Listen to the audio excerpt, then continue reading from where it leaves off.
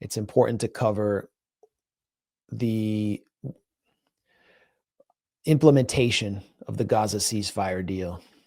The implementation is completely, like the success of the implementation going to phase 2 and 3 is completely contingent on US pressure and US support.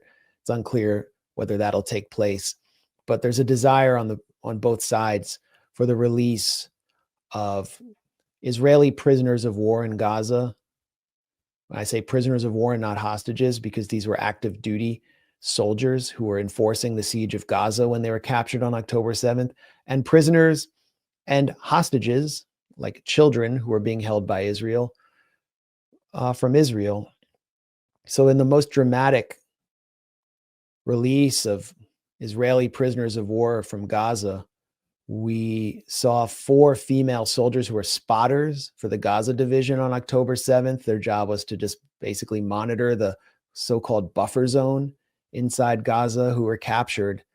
We saw them released, and they looked to be in pretty good shape, and they were speaking Arabic. مرحبا شكرا لكتاب القسام على كل المعاملة الكويسة شكرا للأكل والشرب. So the first one is Nama Levy, which is a name that's important, and that's Liri Albag. والملابس شكرا للشباب اللي كانوا يحفظوا علينا ودير بالو علينا من كاسف وإن شاء الله يكون الكل يوم سعيد وأحسن يوم وكلنا نكون بخير. يوم 25/1/25 are being taken to the handoff to the Red Cross. You can see like the presence of Hamas's Nukhba commandos, including some holding Tavor rifles snatched from Israeli soldiers, is profound.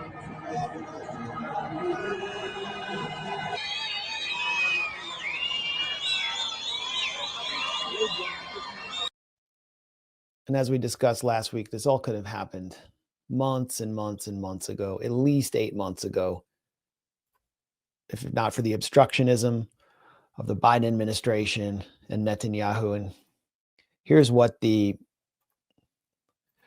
exchange looked like as they were handed off to the Red Cross in one of the ultimate trolls of the Israeli Zionist mind. One of those very large helicopters. You can see that they're handed gift bags, in which they have certificates of their quote unquote stay in Gaza. Very large IDF helicopters coming into land here. Now we're looking at those live pictures from Gaza City. They appear to be healthy under Israeli extreme conditions that they were kept in. Daniela Gilboa, Liri Alba, Karina Ariev, and Naama Levy. And, you know, as we know, over 40 captives in Gaza, Jewish Israeli captives, were killed in Israeli airstrikes. And combat fatigues. They are wearing combat fatigues to emphasize that they were Israeli soldiers and not civilians when they were taken. So they're active duty combatants. So they're prisoners of war. And you can see the slogans behind them. Gaza is the graveyard of the criminal Zionism. Palestine, the victory of the oppressed people versus the Nazi Zionism. This is directed at Israelis and clearly sending a message about how Hamas and the Palestinian factions are framing the struggle. And you're not going to get any debate from me over that, the framing. So what's important here, besides the optics, is what it exposes, the deeper story it exposes, because anyone who's been watching this stream over the past year knows we've been at the forefront of challenging the hoax put forward by the Israeli government and US corporate media that Hamas carried out mass sexual assault on October 7th. It was a hoax designed to grant Israel political free hand to carry out genocide in the Gaza Strip.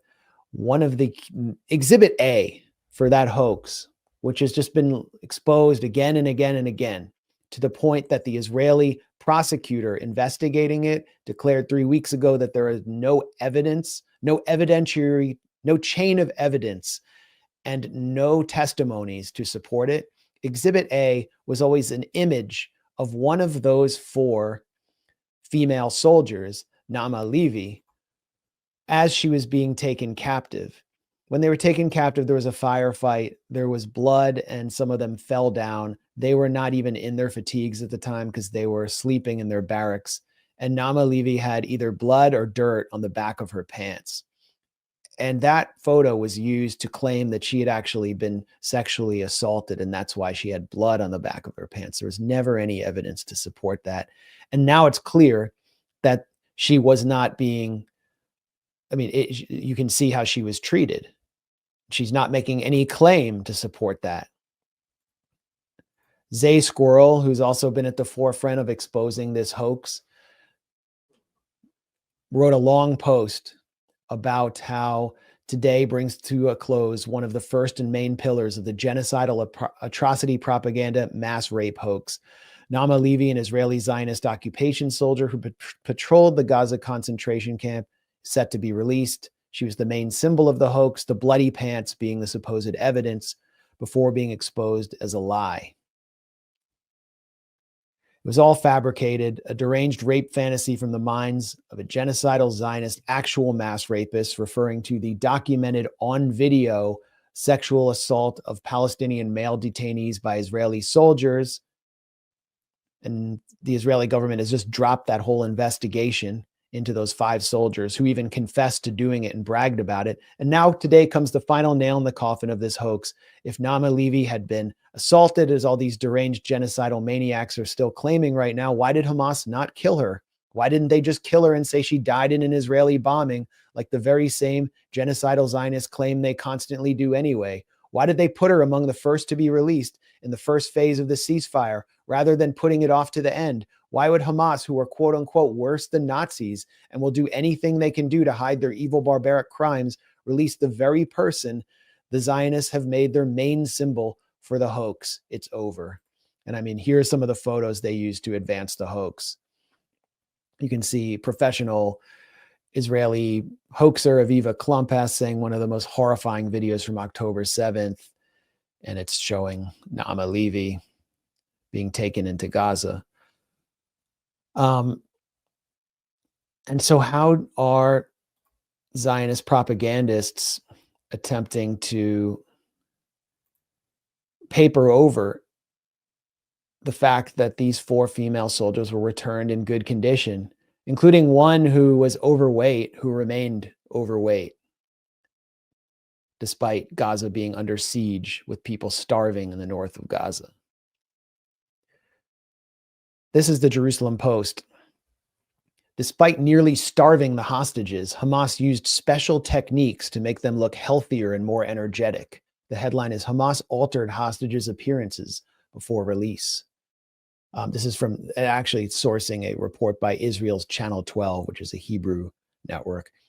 So basically, Hamas should be not only providing corporate America with leadership and team building technique seminars because of the prowess they displayed on October 7th in tricking Israeli intelligence, but they should also be providing training to the US and Olympic teams around the world with their special techniques to improve health after people were starved for 15 months. They just have these special techniques which allow them, and stimulants, to suddenly appear healthier and stimulated and happy and energetic just overnight.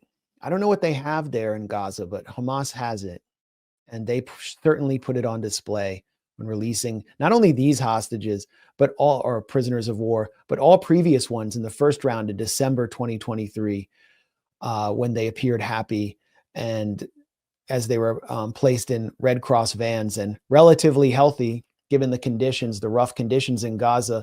Israeli propagandists claimed that they had been all injected with Klonopin, and that's why they were happy. I want what they're having. And contrast the treatment of those prisoners of war and captives in Gaza with the treatment that Those who were kidnapped by Israel, masses of men, especially in northern Gaza, who are kidnapped by Israel and taken to torture centers like State Timan, contrast the treatment. And you can just go online, go on Reddit, go on Twitter X. Don't go on Google because Google shows nothing. And you can see how they appear when they come out of State Timan. They are wearing soiled sweat clothes. They haven't been allowed to shave or wash themselves, and they're emaciated. Bassem Tamimi, someone I'm friendly with, who is a human rights frontline leader in the occupied West Bank, was brought into a West Bank torture center. I think he was brought to Ofer military prison in the West Bank, and he came out emaciated. His eyes were sunken. He looked horrible. Same with his daughter. And they were not brought in for any specific crime. They were brought in just because they had politically resisted occupation. So the hoax is exposed, at least on social media. Obviously, the mainstream outlets that carried the hoax, like the New York Times, aren't going to retract anything.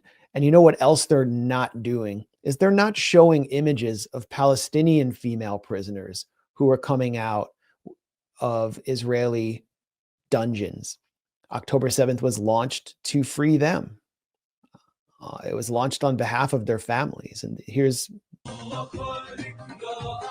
I have to probably turn off that music to avoid being demonetized, because somehow it, like, YouTube will detect it as like terror music. We always get demonetized anytime I feature any sound from any of these videos. Here are Palestinian female prisoners, many of them coming out of Israeli jails. Does the Western public even know how many female prisoners, including young women, are in Israeli jails? Does they care? Do they have names? No, they're just numbers. And why are they holding a Hamas flag? Because did the Palestinian Authority free them? No, the Palestinian Authority was too busy crushing resistance in the northern West Bank. So of course they're going to fly Hamas flags. They got them out of prison. And these are very human scenes, which we're not able to see in Western media. I want to highlight one particular female prisoner who has been tormented by Israel since 2015. Actually know her daughter, Yafa, who hosted a talk for me in, I believe it was Hamilton, Canada. Her name is Khalida Jarrar, and she is not in any way involved with Hamas. She is under constant Israeli surveillance, imprisonment, exile orders because of her alleged affiliation with Palestinian, the Popular Front for the Liberation of Palestine.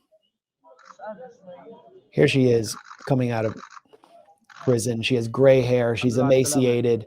She did not look like that going into prison. And she's been constantly arrested and rearrested, and she was released in this deal. For those who don't know, I'm sure most of you know, Popular Front for the Liberation of Palestine is a secular, Marxist-inspired movement. And